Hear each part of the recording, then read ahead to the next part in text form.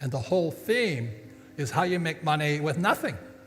Because you don't need money to make money. It's one of the biggest lies.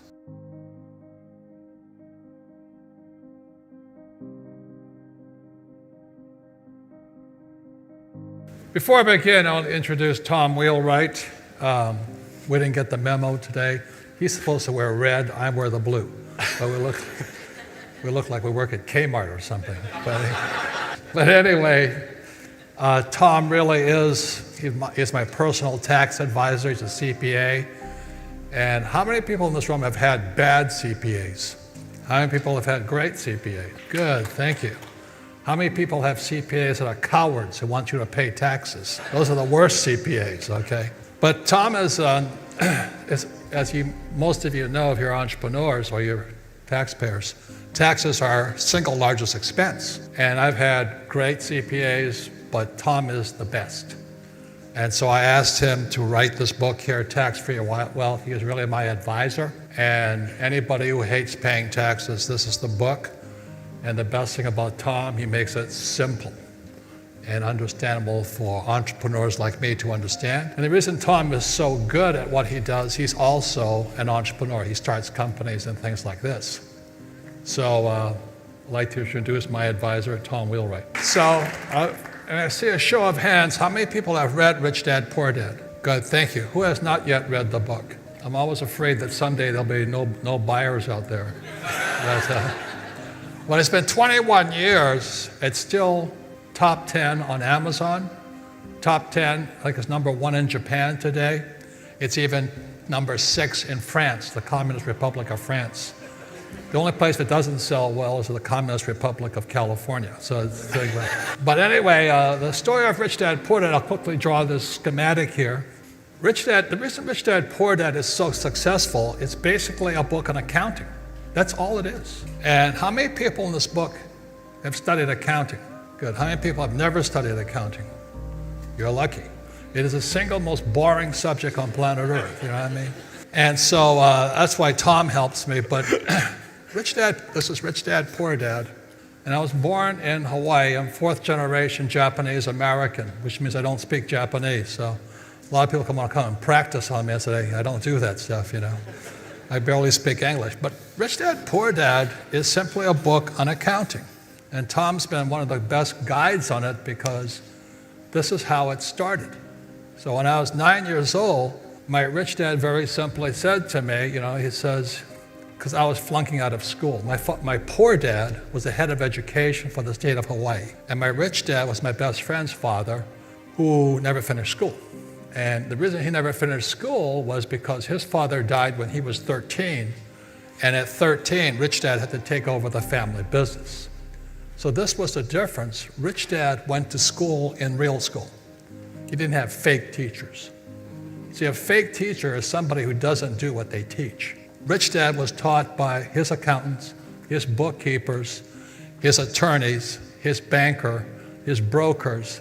So he had every day they were in the business of business.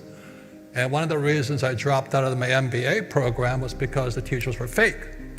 You know, when I was sitting, I was a Marine pilot. I was still just coming back from Vietnam in 1973. And I enrolled in the MBA program in Honolulu. I was stationed at Kaneohe Marine Corps Air Station. And I sat in the MBA class, and this teacher comes out. The guy was younger than me, because I was already 27. And he didn't know what he was talking about. And I asked him a real quick question. I said, are you an accountant? He says, yes, I have a master's in accountancy. And being a Marine, how many people remember the Vietnam era? I was not a popular guy sitting in an MBA class among all these communist students. And, you know, they're spitting at me. So I'm sitting there, and I said, and so these kids are like 20 years old, or whatever they are. And I've just come back, I've had friends die and all this stuff. I got to put up with their BS, you know. So I'm sitting in this class, and I asked the instructor, I said, tell me, are you, I just repeat the question. I'm a Marine lieutenant. I just don't like BS, you know. And I said, are you an accountant? He says, yes, I have a master's in accounting. I said, that's not the question. Are you an accountant? He says, I have a master in accountants. I said, have you ever been an accountant? He says, no. I resigned from the MBA program. He had no idea what he was talking about. And that's one of the problems of young people today. They're going to school with teachers who don't know what they're talking about. I remember I went to military school, the academy in New York, and I asked my calculus teacher, I said, when will I ever use this calculus? He says, I don't know. Why do you teach it? Because I get paid. And today, my brain is still messed up taking 3 years of calculus. I had no idea what I was studying, okay?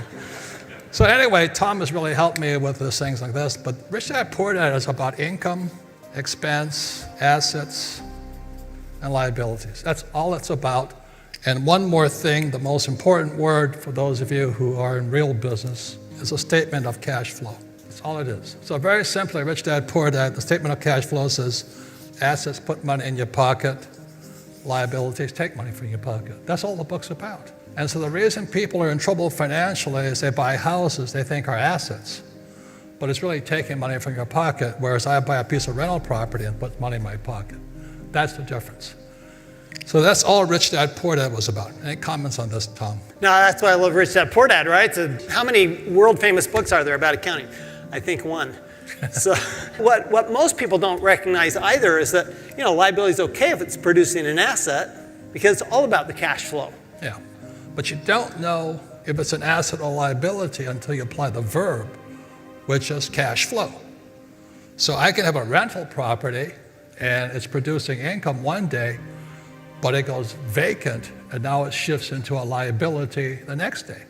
And that's what happened to many people in 2008. They got hammered because their tenants moved out or they lost their jobs or whatever it is. So basically all Rich Dad was produced 1997, 21 years ago. And it's very simply about what they should teach kids about money. That's all it's about. So this here is a second book, and it was called The Cash Flow Quadrant. And this is the cash flow quadrant. So again, I'm 9 or 10 years old.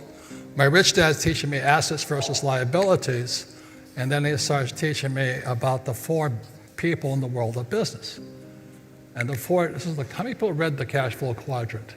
Good, thank you. For those who haven't, very simply, E stands for employee. My poor dad always said, go to school to get a job. That's why they're employees. My mom wanted me to be a specialist, like a doctor or attorney or a lawyer or a pizza shop owner. I was a C student. I'll never become a doctor. But this is where Tom comes in, is because, as Tom will tell you, employees pay 40%. All these guys who are becoming entrepreneurs today, they leave their jobs, or the colleges are teaching kids to be entrepreneurs. They move into a higher tax bracket without financial education. And business owner, which is 500 employees or more, these guys pay about 20%. And this is worldwide, right, Tom? Worldwide. And these guys pay 0%. So when I was 9 or 10 years old, my rich dad said, which one would you like to be? So this is Shark Tank. These guys are passive investors. They buy stocks, bonds, mutual funds, save money. These are inside investors. They're the inside the deal. Very different. So Tom's going to talk quickly right now about the Trump tax cut and how it affected this year. Yeah, so fundamentally, when you look at these different rates, it's just a matter of what the government is rewarding, right? Because the tax law is just a series of incentives. It's an incentives for things like creating employment. So these guys create a lot of employment, they get a lot of tax incentives to do that. Or creating housing or hotels or whatever type of investing, agriculture. So these guys get a lot of tax. Or oil and gas or food and things like that, which is right here. So these guys here have really good tax advantages, right? Right, because this is what the government wants you to do. They'd like you to put your money here. If you put your money here or here, they're going, that's fine, we're happy to take your money. The reason these guys are so high is because they're paying not only the employee's share of the taxes, but they're also paying the employer's share of the taxes. So that's why you end up in such a big tax bracket down self-employed. And this, again, worldwide, not just the U.S. Yeah, the numbers may vary a little bit, but generally that's the way, because the government's got to have these guys as partners, right? Well, yeah, because these guys are doing what the government needs somebody in the private market to do, that the government doesn't want to do themselves. So they're encouraging people to do this. Now, what happened in the Trump tax bill last year is fascinating, because these guys, the money had to come from somewhere, right? So these guys ended up losing a lot of their tax benefits. These guys lost a lot of tax benefits, and permanently, by the way, not temporarily. These guys got to see their corporate tax rate go from 35% to 21%. Amen, George. 40% tax break immediately. So they had a huge tax break. These guys are the only people in the US who did better than these guys. They saw, for example, a real estate deduction on $1 million property going from $100,000 the first year to $300,000 the first year.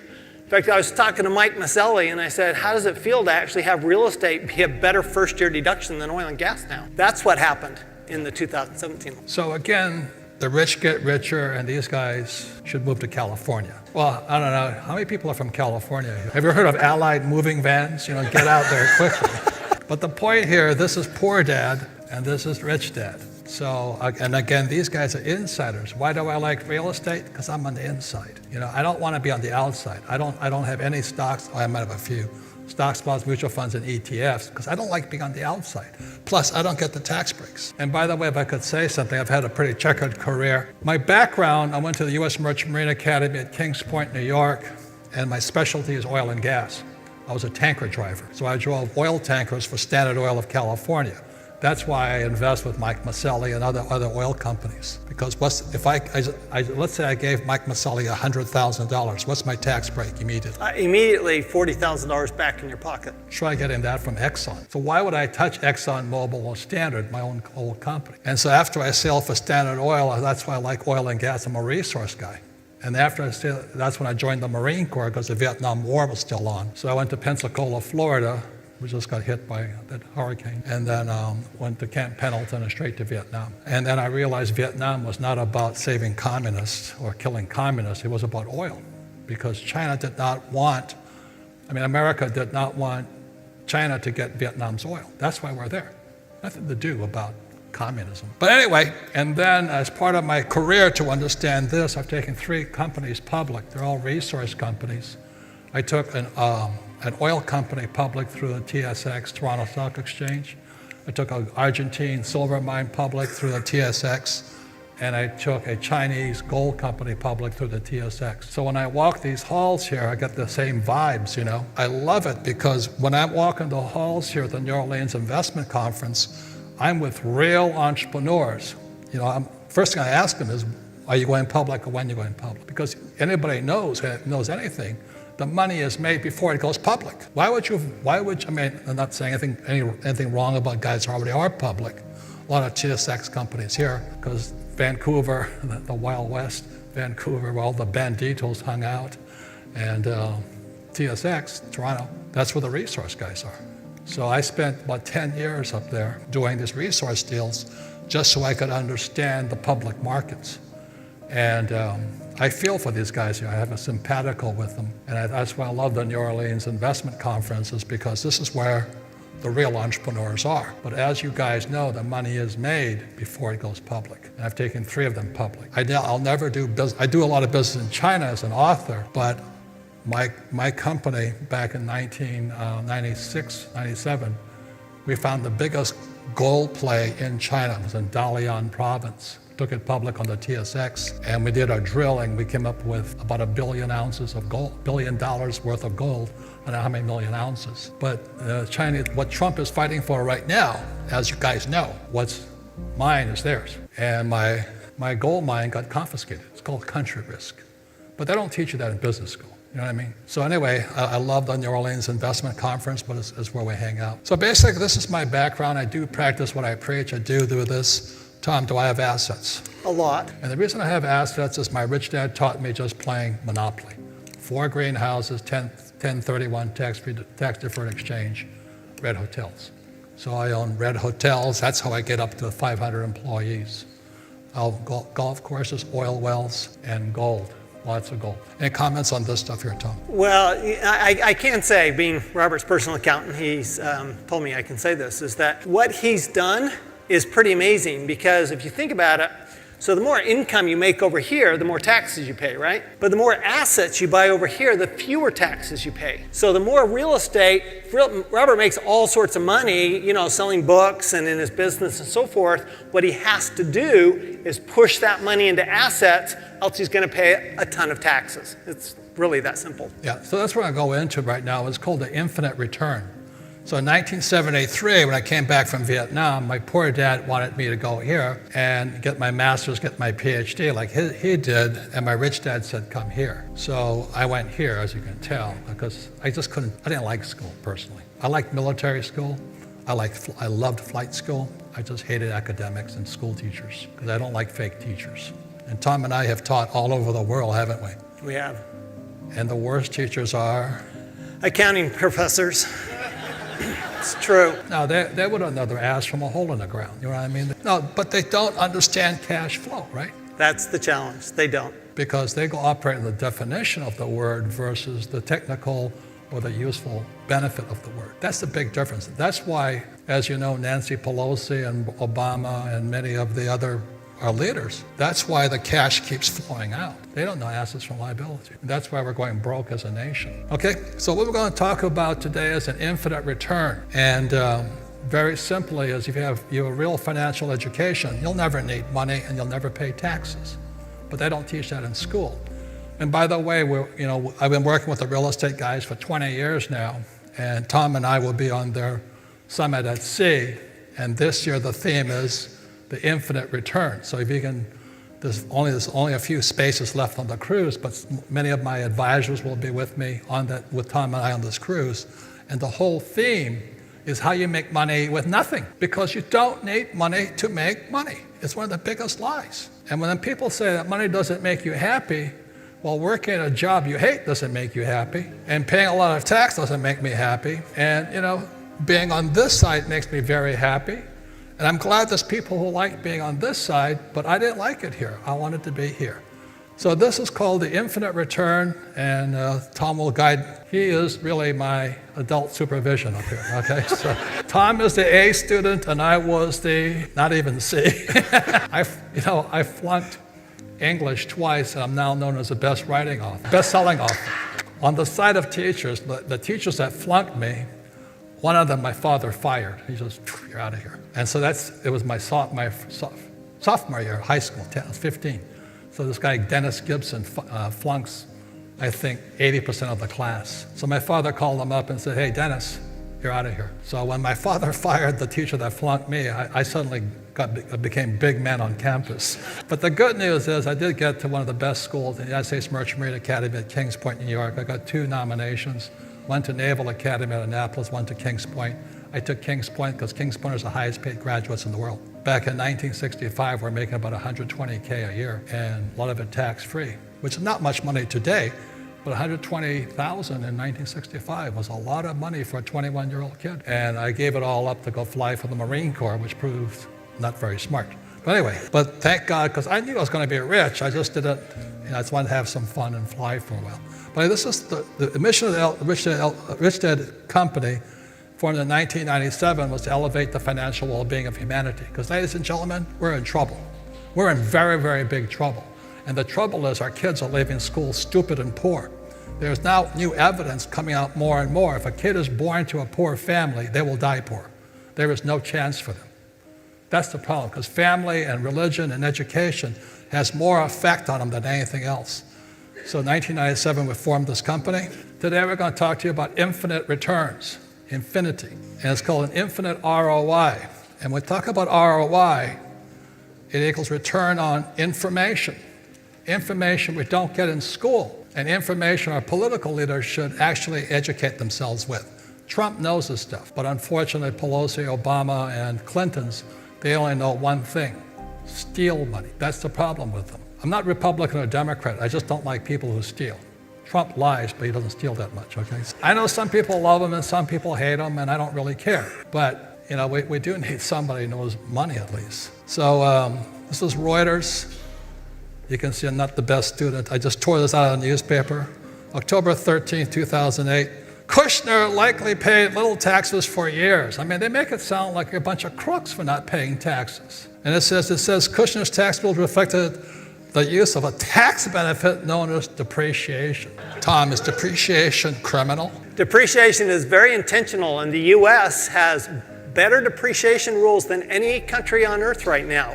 The fact is that you buy a piece of real estate that's rented out or used in your business, you're probably going to get to deduct about 30% the year you buy it. So it's a huge incentive right now and way bigger than most countries. I want you to know we're not saying buy real estate because right now I'm a net seller. I've never sold real estate, but I'll explain why I'm selling for the first time. But it's not a time to buy because of taxes. Is that correct? Well, the tax benefits are enormous right now. But you don't buy because of tax. Okay? Right. It says Kushner's wife, Ivanka Trump, received at least $82 million outside income in 2017. How much tax did they pay on $82 million, Tom? My guess is zero. And that's what we're going to teach. That's called an infinite return. And so it talks about Kushner being a real estate guy. Anyway, advocates of financial education, Trump and I, 2006, we wrote Why We Want You to Be Rich, and then Midas Touch in 2011. I know some people love him, some people hate him. I think he's a great guy. You know, I learned a lot working with him for 8 years. And my wife, who I know people think women hate him, my wife loves him. She just thinks he's a great guy. He is a womanizer, but he didn't mess with my wife, thank God. I had to kill him. What was your impression of Trump when you met him? Yeah, I met him a couple of times. I actually met him back in 2011, and he's brilliant. You know, he's a very smart guy. I think he says really stupid stuff, but he's very extraordinarily confident. Extraordinarily confident in what he believes. So this is how I got to ROI. Is that my first real estate seminar was in 1973. Again, I was still filing for the Marine Corps, and it was a 3-day course. I paid $385 for it, and the instructor said at the end of 3 days, it says your education begins when you leave school. And that's what I say to most young people today, especially millennials. He says your education begins when you leave school. And what most millennials are finding out is they didn't learn anything at school. You know, that's why so many of them are unemployed. But anyway, in 1973, the deal was I had to look at 100 properties in 90 days and write a one-page analysis on the property. Of the 30-something in our class, 3 completed the assignment. Most people were too busy to get rich. So the ROI, Satori is a moment of enlightenment. So as I was going through those 100 properties, my instructor, who was a real estate investor, he showed us his properties, he showed us his financials, he showed us everything that a real investor does. A real I investor, not one of these BS investors over here. And he says, you will find this property and your world will change. And a Satori is a Buddhist word. I'm not pumping religious, I'm not Buddhist either, my sisters are, but I'm not. Buddhist Satori means it's this moment you actually see, holy mackerel. And what I saw was an infinite ROI. I would never need money again for the rest of my life. I was a free man. That's what Satori means. Some people, I used to get it reading Playboy, but I got it now with money, you know. But anyway, the property was island of Maui, one of the hottest properties at the time. It was a 1-bedroom, 1-bath beach condo. Sales price was $18,000. They asked for $10,000 down. I paid for the credit card, so it was 100% debt, and I made $25. That was an infinite return. My life changed. I went, holy mackerel. So the reason I can do this is because I'm always going for the infinite return, right? Always. Always. So when people say, how did you get here so fast? Well, it's because I don't need money. That's the only difference. If you need money, you're always slow over here. Anything you want to say about that? No, not only that, but remember the tax benefits come from more assets. And the more you use other people's money, right, you get the tax benefits. The banks don't get tax benefits for lending you money. You get tax benefits for borrowing the money. So that's why, I mean, the tax benefits are so big because all that money that Robert makes over here, here, and here, all that money can go back into here, can go back into the asset. Forget Tom's book, his Tax-Free Wealth. That's why, you know, I kept changing accountants. Some were really good, some were big name guys. A lot of them were stupid. But anyway, without Tom's guidance, I could not have got there so fast, you know, because you have to have a good, smart CPA with, as my Mexican friends say, cojones. You know what I mean? You're going up against the government. We're not going against them. Like a lot of accountants believe you should pay taxes. If some accountant says you should pay taxes, fire them immediately. They're costing you money. Any comments on that? Well, hopefully, any IRS agents in the room here? If you think about it, you graduate from college and you're an A student, the IRS probably isn't your first choice of where you're going. So it's, to be afraid of the IRS, to me, it just means, wow, you must, not know much about taxes if you're afraid of the IRS, because they're not, they're good people, they're doing their best. But the reality is that a good tax accountant should know way more about taxes than the IRS. So what's your background? How did you learn not to be afraid of the IRS? So I have a Bachelor of Arts in Accounting from the University of Utah and a Master's of Tax from the University of Texas. I spent 7 years with Ernst & Young, including 3 years in their national tax department, back when the last big law change, back in 1986.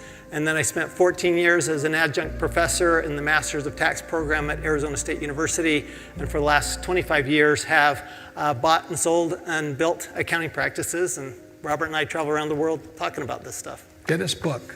If you don't want it, you can get there faster if you can drop taxes. We're in Russia talking to these entrepreneurs in Russia. What did they say? They said that the laws are really just suggestions. And the reason so many cheat on taxes is these guys. Right. The challenge is that if you're stuck over here, this kind of stands for stuck. If you're stuck over here and you can't do much and you don't have a good advisor that kind of tells you what these rules are, what are you going to do? I mean, because nobody likes paying 40 to 60% in taxes.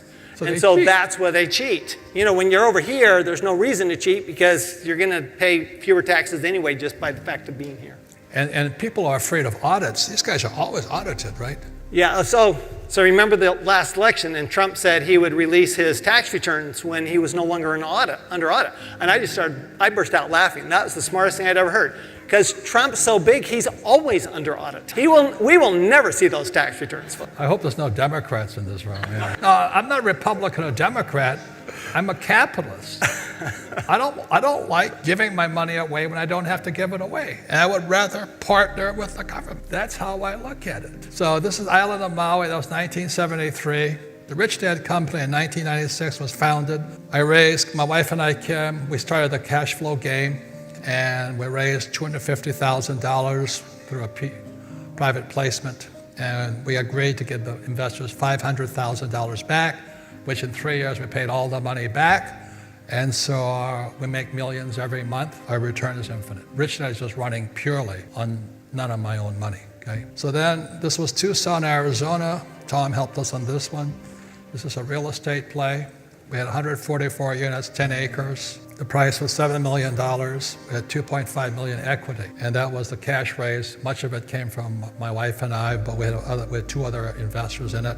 And then we borrowed $4.5 million in debt and $5 million in a construction loan. 144, 2.5, 3 years later, went to 108 units. We're now at 252 units. The new appraisal came in at $15 million because of rents. Our NOI went up, net operating income went up. So the bank gave us a $12 million new loan. The $12 million amortized or paid off the old loan, the construction loan, which left $3 million. We gave back the $2.5 million to investors, and we split $500,000 each. We're now infinite, and we put money in our pocket. Tom, that $500,000 that came into my pocket, why was that tax-free? So, you borrow money, it's not taxable, is it? Because at some point you have to pay it back. So all of the money that came out, anytime you refinance a deal, that's tax-free money. You've borrowed it from the bank, no tax. And the reason for that was in 71, as most of you know, Nixon took the dollar off the gold standard. And for money to be created, we had to borrow. So when these idiots tell you get out of debt, that's almost un-American. Money is only created when you borrow. That's why they give you, what's that, United Plus, Mileage Plus. We'll give you extra free miles if you borrow money. They want you to borrow money. And these financial planners are telling you to get out of debt. I'd fire that guy, and say, hey, tell me how to get into debt. But again, that's the difference between rich dad and poor dad.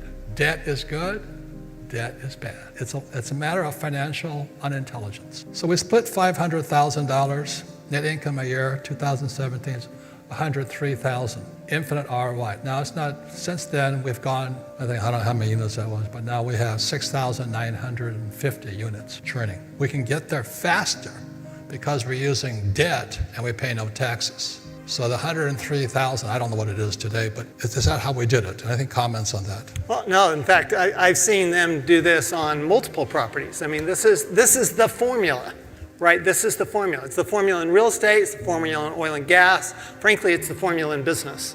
So if you don't have to pay tax because you reinvest the money in the business or you reinvest the money in real estate, then you can use the taxes you would have paid to the government and reinvest those, and you can even borrow money. So it's almost an addiction, right? The more assets you buy, the less tax you pay. The more assets you buy, the less tax you pay. It's worse than that. If I don't buy assets, I pay taxes. If I don't borrow money, I pay taxes. So this, for those of you who have an opportunity to go talk to the real estate guys, the investor cruise next spring is on Infinite Return. I'll be there with some of our other advisors. That's what we teach. I don't teach you to go to school, get a job, and put your money in mutual funds. I'm not that cruel. You know, that is cruel and unusual behavior. So anyway, go talk to the real estate guys for our cruise next year. But why the Rich Guy was formed in 1997 was what does school teach you about money? Go to school, get a job, work hard, save money, get out of debt, buy a house, and put your money in a stock market, 401ks, mutual funds, ETFs, and savings. That's a recipe for disaster. And millions of people, my generation, the baby boom generation, are about to get wiped out because we're the first generation without a pension plan. In 1974, ERISA came in, Employee Retirement Income Security Act, which today is known as the 401k. In 2008, it turned out to the 201k. You know, people get wiped out. This is the Dow for 125 years. You can see that it's been going up. But it was a giant crash in 1929. Look at 1929. That was not a giant crash. That was a pimple. You know, but you look at what happened. Nixon took us off the gold standard in '71. I was flying in Vietnam in 1972, and I have a new book coming out next spring. It's called Fake. Fake money, fake teachers, fake assets. That's when they rich, like the central guys who own the central banks, like the Rothschilds, that's when they started ripping us off, was when they got the dollar off the gold standard. Because up until 1971, the dollar was good as gold because it was, when the Bretton Woods Agreement was backed by gold. But they don't teach you that in school.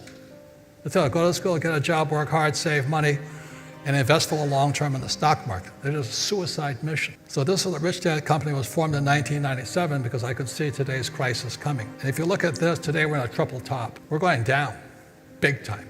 Anybody who has been an investor, a stock trader knows a triple top is worse than a double top. The double top was 2008. We're now in a triple top. There's a possibility that we're going into beyond, there's booms, there's busts, there's crashes, and there's collapses. There's outside about 5% possibilities the U.S. economy collapses because of the fake dollars we're in, and bad education, and corrupt Wall Street, and corrupt central banks. We're at a triple top. As a surfer, I always knew the third wave was the killer wave. You better not get caught at that one. That's how did I learn my technical trading? I cut school and went surfing. Anyway, next question. October 11, 2008, the IMF warns the biggest source of risk comes from the state and local government retirement plans. Simon Black, Sovereign Man, he talks at the real estate guys' cruises also. Spain's pension fund is fully depleted. You think the Spanish people have problems today? Italy isn't much better. Those are the two bigger countries in the EU. The United Kingdom has trillions of pounds worth of unfunded public pensions. Switzerland has a public pension that's only 69% funded. Any comments on that, Tom? I mean, it speaks for itself. I mean, Switzerland is what we think of as the safe country, right? And only 69% funded. From an accounting standpoint, that's a nightmare. Yeah.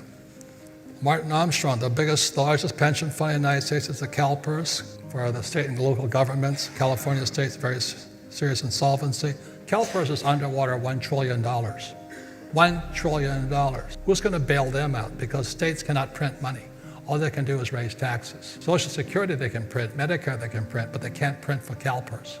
The state that's the worst is Obama's old state, Illinois. Their pension plans are toast. So Reuters, PBGC is going broke. The Pension Benefit Guaranty Corporation is insolvent. The PBGC has got made to acts to backstop troubled pensions. Every baby boomer today is in trouble because every pension they're counting on, including Social Security and Medicare, are in serious trouble. That means, the people complain that millennials are living at home. Well, what happens when the baby boomers move in with the millennials? That's the future. And, Gene was talking about assisted living. I'm in assisted living also. Some assisted living homes are $20,000 a month. That's more than people make a year, a month. So assisted living is a great business, because it's guaranteed we're going to get older if you don't die. Dying might be the better way out, really. But anyway, the gap. This is the gap in America, the rich. You can see the poor getting poor. And these are working poor. These guys have jobs. My brother is a property manager in Hawaii. He interviewed these guys sleeping in their cars. The homelessness in Hawaii, California, and Seattle and New York is going through the roof. So my brother, being a property manager, had to get these guys off his properties. He interviewed these guys sleeping in their car. They said, well, I have a job. I just can't afford a house. And then my brother was at the beach, and he saw one of his classmates living on the beach. He says, oh, I'm so sorry, you're homeless. He says, no, I'm not homeless, I'm living on the beach. He says, what's the difference? He says, I'm renting my house out, I make more money that way. And he gets tax deductions on that income, right, Tom? So that's why I like the real estate guys, charts, is that even the housing prices went down, rents went up. That's how you think. It's not about, is a mutual fund a good investment? Mutual fund, you put up 100% of the money, take 100% of the risk, take 100% of the losses, and you get 20% if there's any gains. You're getting screwed. The poor and middle class, this is what happens. They go to school, they get a job, they pay taxes, goes to the government. It's all cash flow. They put an IRA, goes to Wall Street, and they buy a house, goes to the bank. That's why the poor and middle class are going broke. Because they went to school, they're told, get a job, work hard, save money, get a 401k. Any comments on this cash flow pattern, Tom? Well, I mean, what I see is, I look at that, and it's all cash flow going out. There's no cash flow going in. They don't know how to turn the cash flow back in because they went to school. That was my poor dad, PhD. Poor, helpless, desperate. That's what it stands for. And they run our school systems. They're teaching your kids and your grandkids, and we wonder why we're in trouble. It starts in school. No financial education in school. That's why I started the Rich Dad Company. This is really simple stuff. You don't have to go to Harvard to understand these little squiggly lines. This was all Rich Dad, Poor Dad was. This is all this is Cash Flow Quadrant. Still our best sellers. This is why they get richer. Taxes, debt. I reinvest 1031 tax deferred exchanges. And I buy gold and silver. I do not save money. I save gold and silver. I have millions in gold and silver because I don't need money. I don't need cash. I have cash, but it's short-term cash. I'm waiting for the next crash, I can go back in. I save gold and silver. Any comments on that, Tom? Well, on all of this, every time you buy an asset, your taxes keep going down. So even if you have income from other sources, a business or a job or something else, with the right tax planning, all of those asset purchases over here, all of these assets that you're buying over there create more tax deductions, which means that you send less money to the government. Yeah, I use debt to buy assets, and the more debt I use, the less taxes I pay. That's right.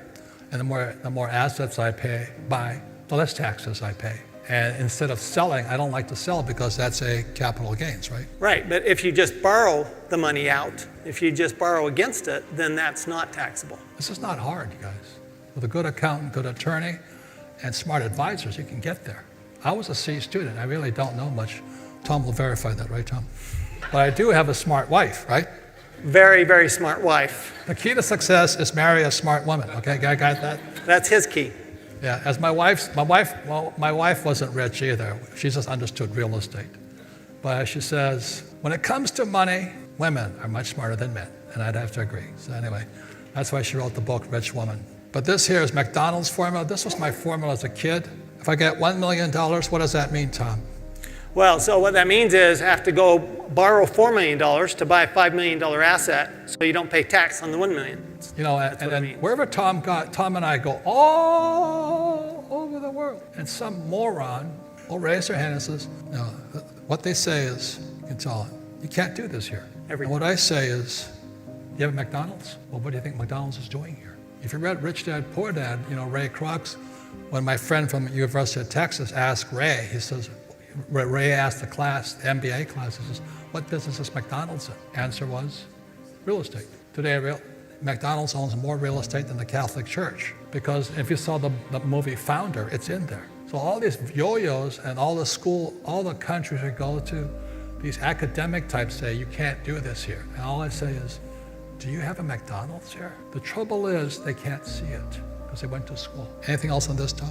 No, I mean, to me, it's a very simple formula. Yeah, I don't think you get any more simple than that, and that's how you don't pay taxes legally. Because again, everything we're talking about is how not to pay taxes legally. Do what the government wants you to do. Yeah. Debt makes you richer. Debt and taxes make you richer. On this side, debt and taxes make you poorer on this side. Go to school, get a job, work hard, save money, invest in the stock market, get out of debt. So how taxes make the rich richer? Any comments on that, Tom? What's interesting is this is common around the world, by the way. We were in Australia early this year and then South Africa before that. And these are common tax rates around the world. So the U.S. is actually, this last tax law change has actually made us a bit of a tax haven compared to the rest of the world. So we're better. We're still, that E&S quadrant are still pretty high. But the problem with the tax breaks is making the U.S. dollar stronger, which may bring the economy down.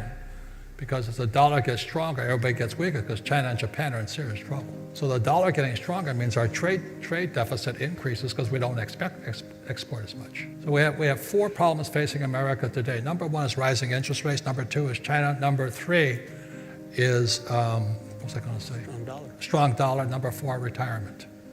That's why we might come down, those four choices. So this is tax-free income here, depreciation, and that's that Jared Kushner thing. Oh, he's cheating using depreciation. What is that, Tom?